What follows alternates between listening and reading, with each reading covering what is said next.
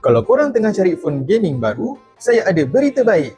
Red Magic 11S Pro sekarang dah ready stock dekat All Gadget. Kalau cakap pasal phone gaming paling padu untuk tahun 2026, Red Magic 11S Pro memang antara yang wajib korang dapatkan. Memang direka khas untuk gaming. Red Magic 11S Pro datang dengan dua pilihan, 12GB RAM dengan 256GB storage berharga RM3,799. Kalau nak lagi padu, 16GB RAM dengan 512GB storage RM4,499. Tapi saya tahu, bukan semua orang nak keluarkan hampir RM4,000 secara tunai. Sebab tu dekat All Gadget, korang boleh mohon secara ansuran.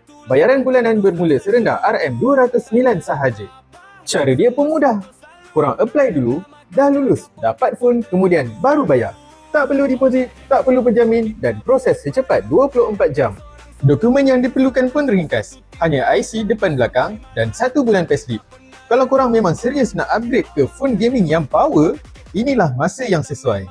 Tapi kena cepat, sebab stok Red Magic 11S Pro ni memang terhad. Kalau nak tanya apa-apa atau terus nak mohon ansuran, rujuk All Gadget sekarang. Kami akan bantu korang dari awal permohonan sampai berjaya pegang Red Magic 11S Pro.